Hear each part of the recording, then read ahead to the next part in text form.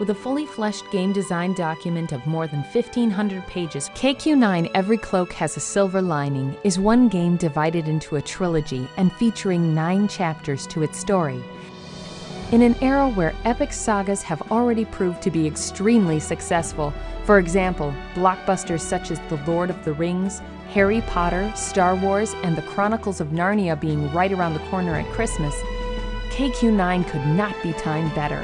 A magical universe filled with hundreds of mythological and fantastic creatures, and epic stories to entice players to continue so they can find out what happens next in the cinematic atmosphere of the game as it unfolds around them. I remember when I was writing the script to King's Quest IX, I was also playing The Longest Journey at the time, which is one of my favorite games of all time. And when I was looking at the story and the plot of The Longest Journey, I realized that the basic storyline that King's Quest had until that point wasn't going to cut it. The idea was to then bring the King's Quest series to a much mature audience by basically adding more character development, adding a much more thought out plot. In this sense, we wanted to create an epic. And to create such an epic, we made it a lot more cinematic. You must come with me immediately. What's wrong? Sire, it's your wife. Valenice? What's happening? Is she all right? We don't know, sire. Is she in her room? Yes, sire. Where have you been, sire? The whole castle has been worried for your safety since the storm last evening. Did you find a cure?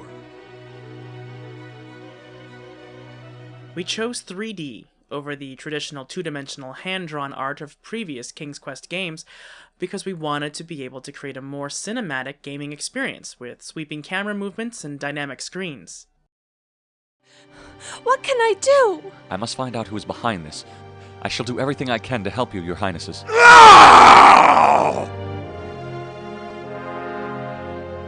In doing this, we didn't want the world to feel alien to King's Quest fans. So we decided that the textures that we place on the 3D models must be hand-painted. For much of the first part of the game, we recreated scenes from the Green Isles of King's Quest VI. As you can see, we've been able to keep the style of King's Quest VI, which is familiar to all King's Quest fans, but have improved and updated the graphics to compete with today's adventure games.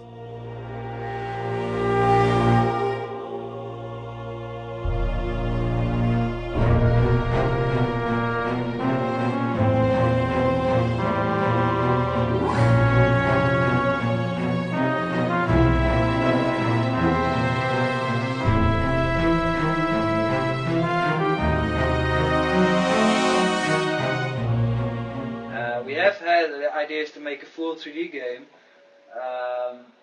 so the player would feel more immersed when they suddenly got to see the King's Quest VI Crossroads from a different angle, for instance. 2 reasons we chose to make it in 3D but still use the share-style gameplay is first, we simply don't have enough time and resources to go the whole 9 yards. Secondly, we want the player to recognize the lands as they were created by Roberta Williams, with the addition of being in 3D. And especially in light of King's Quest IX's cinematic theme, this approach allowed us to get more dynamic camera movements, which obviously isn't feasible with 2D rendered backgrounds. King's Quest IX plays as an adventure game. We basically took the best features from past adventure games that we saw, such as multiple characters and companions to your characters, and inventory-based puzzles and maze-like puzzles.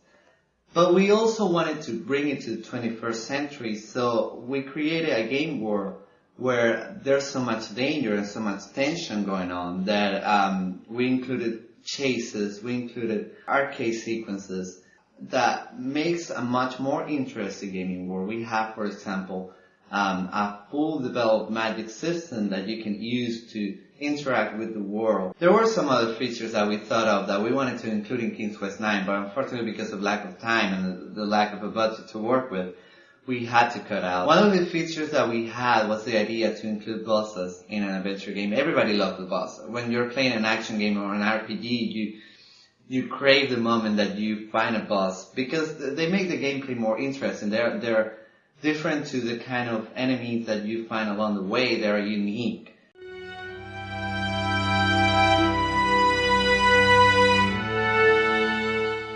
niece. Do you remember when we first met? We wanted the acting in KQ9 to be exceptional. We have a wonderful story to tell, and we wanted actors that could be able to bring the story to life. We held auditions in New York City for the main characters and for the large supporting characters in the game. A power so great that it would consume you, heal you.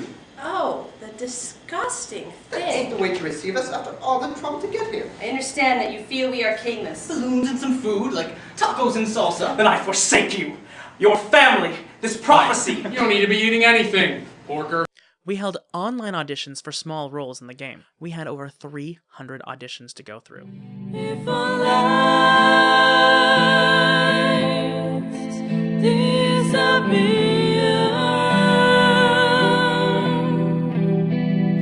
in this journey of eternities, hold on to. Music to me is the soul for a game because it gives it life and touches a player on an emotional level that nothing else can. The music itself, I think, is a journey because you go to many places and there's a lot of music for this game. There's going to be about 2 hours of music. The music is very different. Sometimes you have music that's very ethnic, and sometimes you have a mixture of genres, like it's new age or classical or mystical, or brings you adventure or tragedy, sadness, love. And basically this game's a perfect opportunity to explore all the areas that music can offer a game. Always find you, and I will remember the words I once read in your eyes. In them I'll find all the strength that I need to fight, and I will. When I look back at all these years that I've been working on King's Quest IX, when I look at all the energy and all the passion that's been poured into this project, I don't regret one single hour that I spent on, maybe the thousands of hours that I spent on this project. I'm really happy and I'm really proud of our team.